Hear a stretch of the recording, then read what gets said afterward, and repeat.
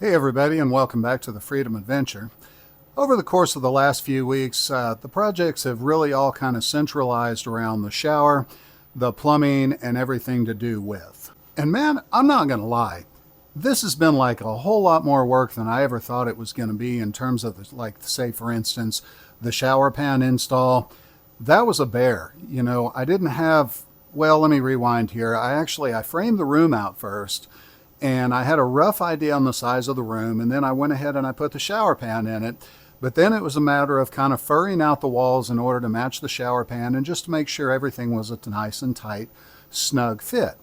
But once again, a whole lot more work than I thought it was going to be. So every time I'm doing things like this on this conversion, I do find myself asking the question quite a bit, is if I had this to do over again, would I go this direction? For instance, I've spoken in the past about if you're going to do an ambulance camper conversion, do you really want to go ahead and do a complete tear out like we did, or do you want to go ahead and kind of salvage everything that's there, or as much of it as you can anyway, and then go ahead and start building around that? But bottom line, and at the end of the day now, we definitely have a shower in our AMBO conversion, but is it something I'd do again, and would I recommend it to you? And the simple answer to that question is definitely yes, but possibly no. It all comes down to you, your build, and how you expect that you're going to be using your build.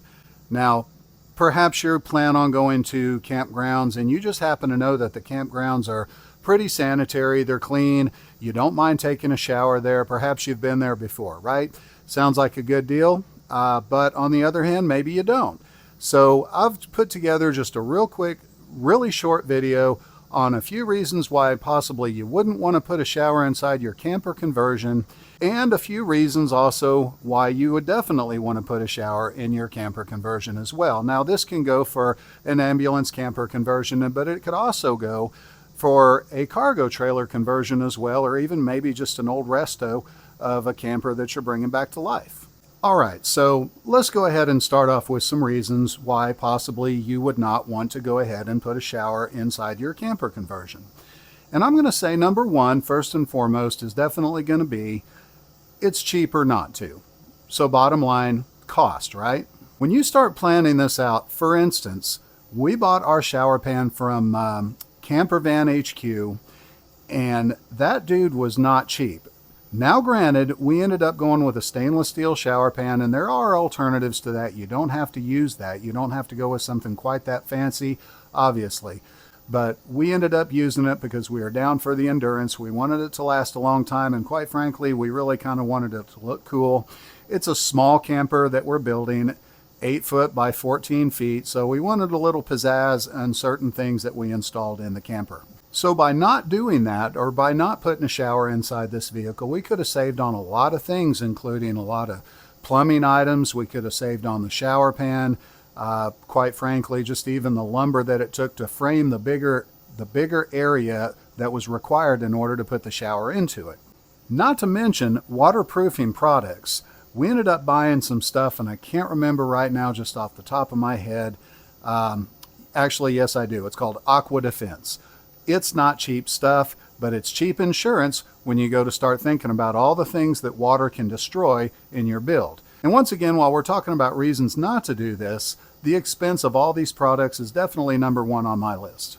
Okay, so obviously the expense represents a pretty good reason not to go ahead and do it.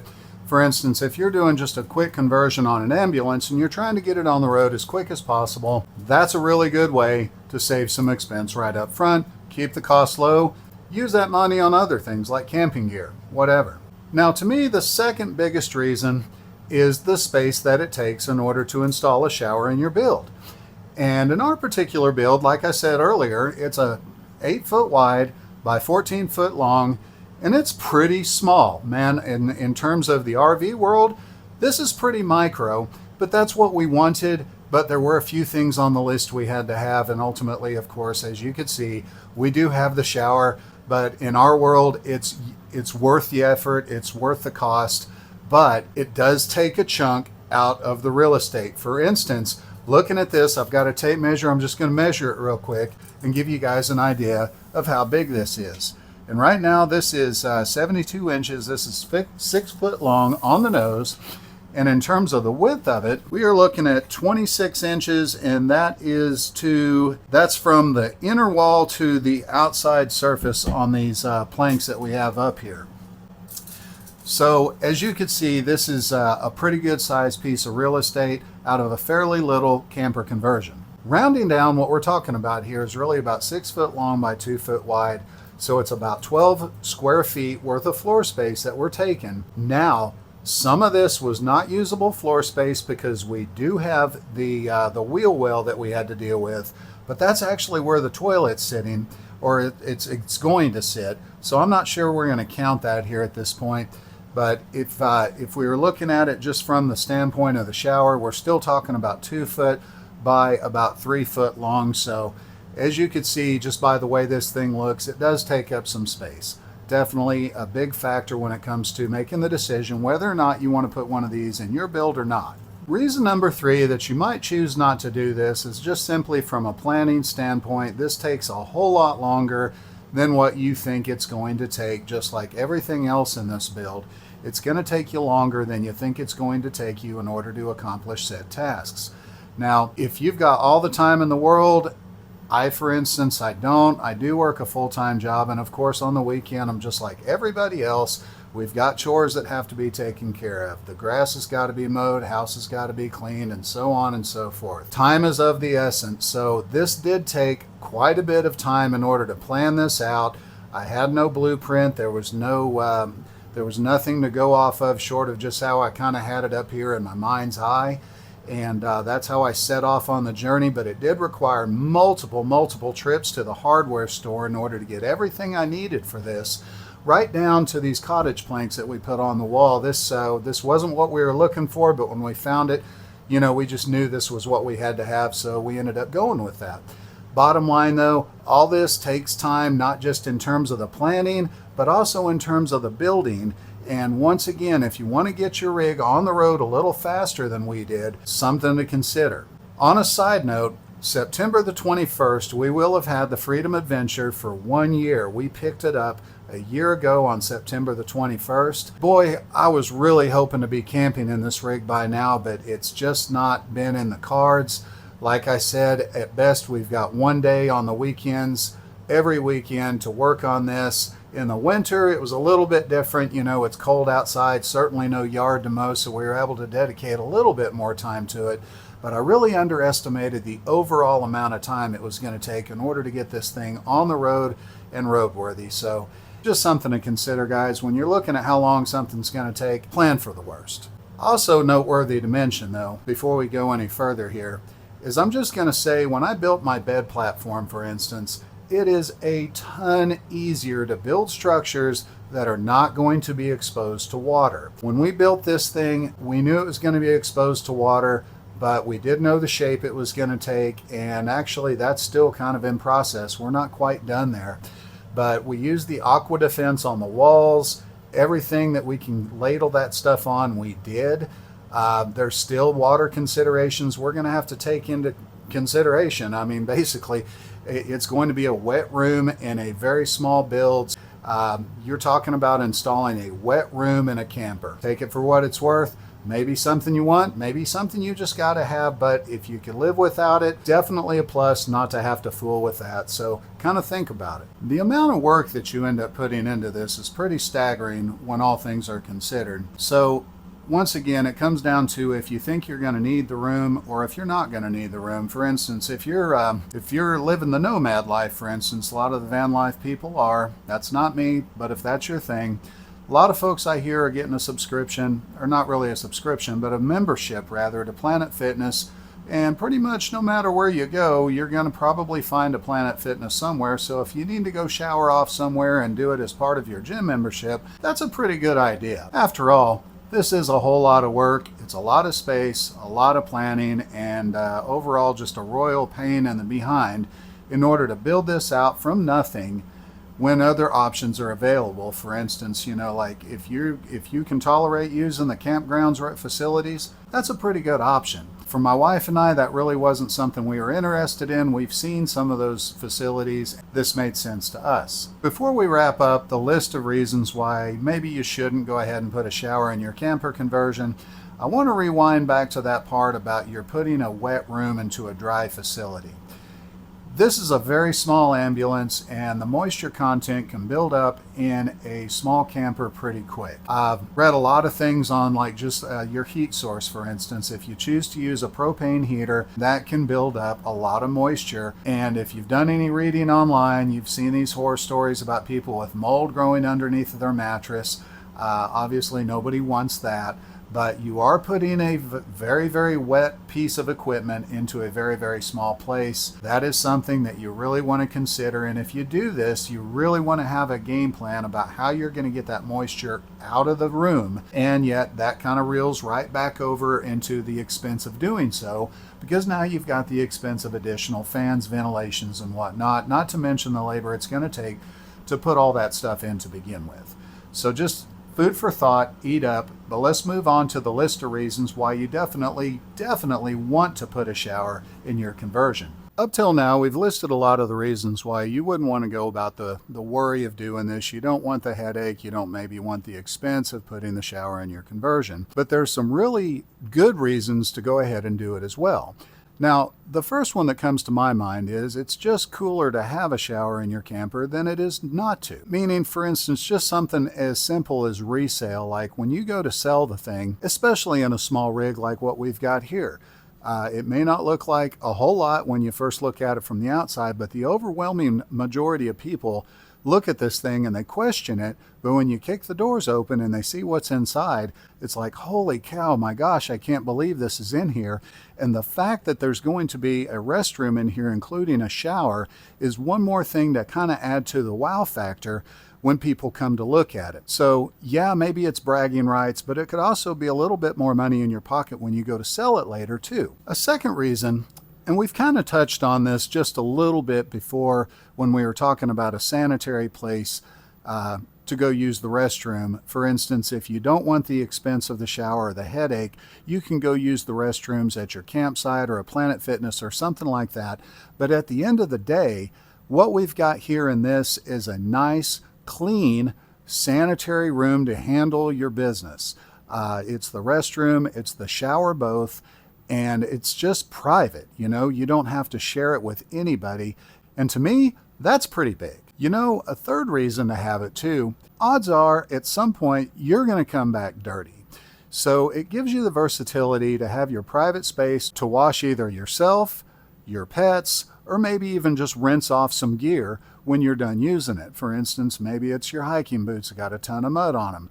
Gives you that option to go ahead and rinse them out. Maybe you don't have to do it at a common place like where a faucet's at or something at the campgrounds. You can just do it right here in the privacy of your own camper. I really had to kind of scratch around for some of these reasons because in my head there's really one major one that I'm personally concerned with. But I'm just trying to outline a list of basic reasons why you would or you wouldn't want to do this. So reason number 4 is it's pretty simple. It just feels more like home to have a shower in your rig than to not to. And I think it's safe to say that also goes for having a restroom in your rig also.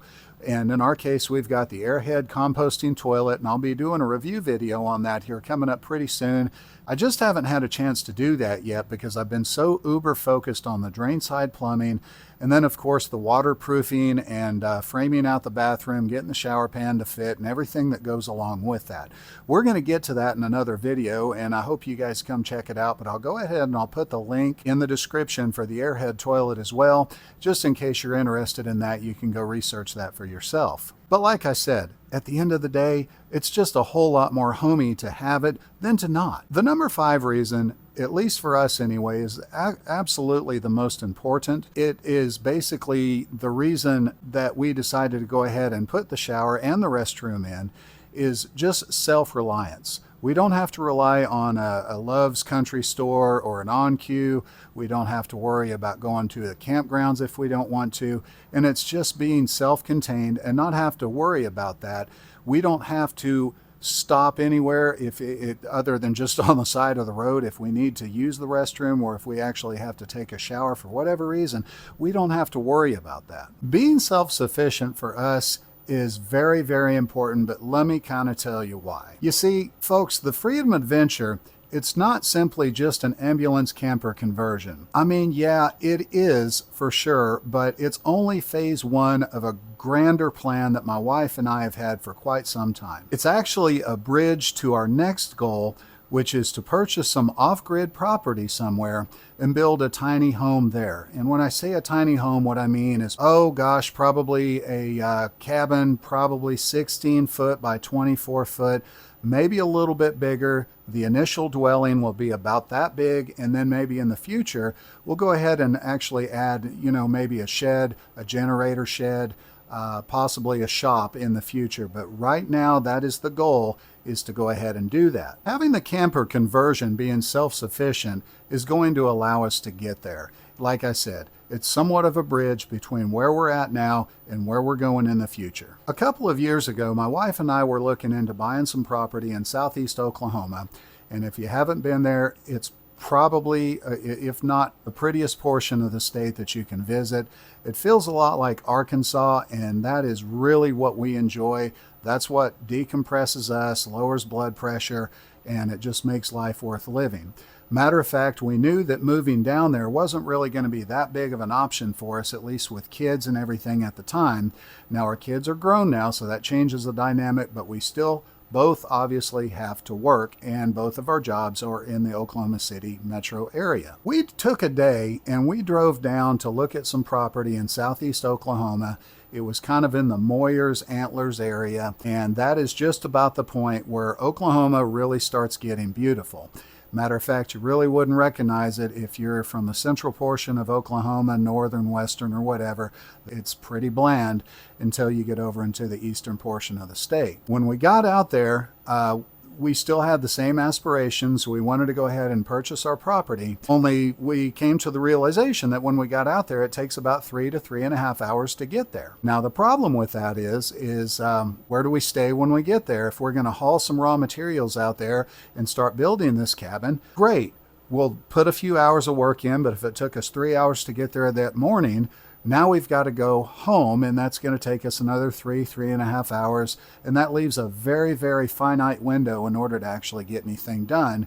It started becoming apparent that that really wasn't that viable of an option, and we started looking at other options, which is what ultimately led for the pursuit of a camper or something we can drag out there and lodge in while we were doing this. After all, we got my wife and I, we have to sleep somewhere. We've got 2 pups that have to come with us. After all, we can't leave them at the house. They're not going to feed themselves. They're not going to let themselves out. So we have to make accommodations for them, and they've got to come with. So what the Freedom Adventure is kind of the net result of that one visit down to southeast Oklahoma. We came back and we thought, fantastic, we can buy a camper and we could haul it behind us. Wait, no, that doesn't work, because then how are we going to get the materials there? So we started looking at another direction, which was going to be a cargo trailer conversion. And I think the one that I was looking at was about 8 feet wide, or maybe it was 7 feet wide. I don't really remember.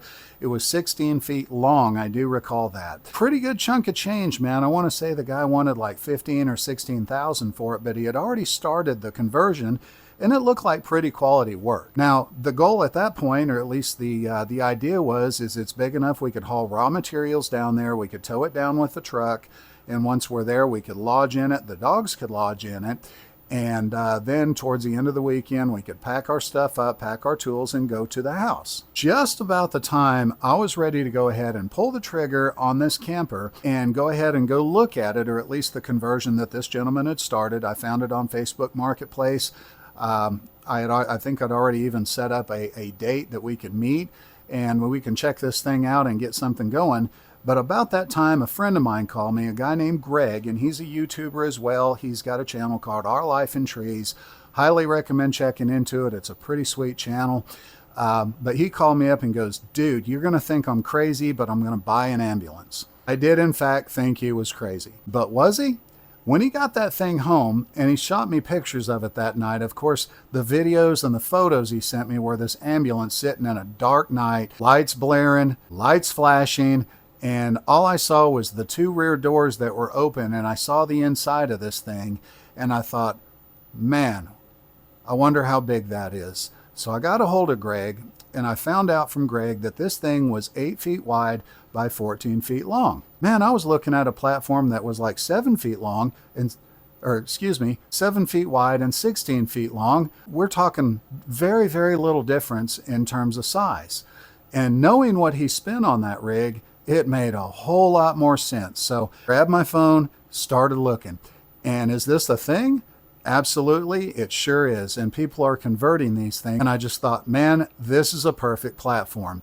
People might think I've lost my mind. They might think my cheese has slid off my cracker for buying an ambulance. And actually, I was right about that. We had a couple of neighbors that were questioning our sanity for sure. The coolest thing about this build is this thing is capable of towing a ton of weight. I don't have a receiver hitch put on it just yet, but my buddy who's the YouTuber, that is the prime reason he bought that rig, is because he was looking at buying a 3/4 ton or a 1-ton truck in order to haul some mini skid steers and mini excavators and just heavy equipment around, or at least mini heavy equipment around.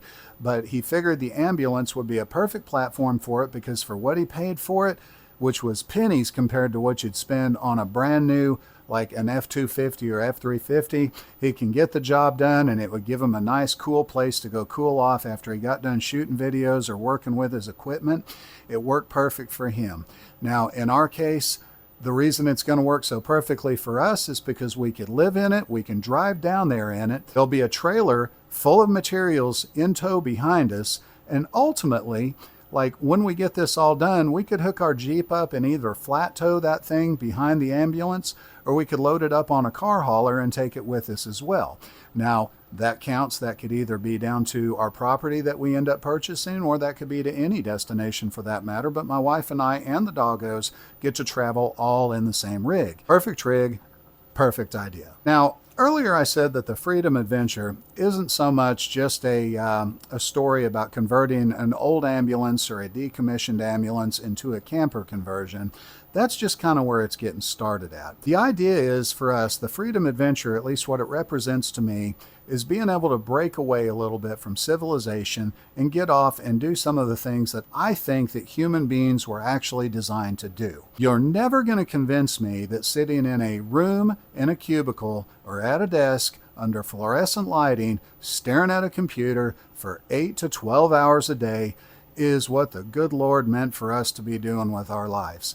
It's not natural. I personally believe that that is terrible for your health, and it's terrible for your mental well-being as well. There is a ton of nature out there, and I think that people need to get exposed to that a whole lot more, folks, a whole lot more than what we are now. I think it will solve so many problems in people's lives to break away from the rat race and then get out there and actually live some life. And when I say live life, I don't mean expensive toys and razors and things like that. If that's your thing, that's awesome. You're still out there and you're still doing it. But to me, what it means is just embracing nature in general and finding different ways to enjoy life other than making money. My life's been no different. My wife's is the same way. We got into the workforce after school. We worked. We sacrificed time with our family, and ultimately, we've done okay. We've done well. I'm not going to complain about that. But I'm 51 years old. I've come to learn that there's a whole lot more things that are a whole lot more important than sitting under those fluorescent lights and making money. And by God, we're going to get out there and we're going to discover some of those. And that's what the Freedom Adventure is about, folks. Ultimately, this channel is going to go the direction of that, buying that property. It's going to be building that platform. It's going to be what it's like for us along the way, from travels in the ambulance camper conversion to setting up that first concrete pier in order to go ahead and get this cabin built. I really hope you keep watching with us, because if you're anything like us, you probably have some of the same feelings about this as we do as well. I'd be shocked if you didn't. Everybody that's watching on this video, You're probably deeply enthralled in the rat race, whether you want to be or you're not. The fact of the matter is, it's not by design. Nobody wanted to sign up for the rat race. We just found ourselves there. One thing for sure is you're never going to get away from it until you start steering your boat away from it and steering that boat where you want to go. And that's kind of where we're at here tonight. I'm not going to take much more of your time. I just wanted to give you some real basic outline of why you might want to put a shower in a camper, why you might not, why we did, and then just kind of a little bit of a rant about living life to its fullest. Guys, that's all I've got for you today. I hope you've enjoyed the video. If you did, like and subscribe. And if it's something you're interested in, keep watching, because not only the camper conversion is going to go on, but we've got a lot of stuff coming in the future, and I hope you'll join us for that. There's plenty of room on board for you to join up, and I hope you do. I'll talk to you soon, guys. Have a good night. Happy adventures.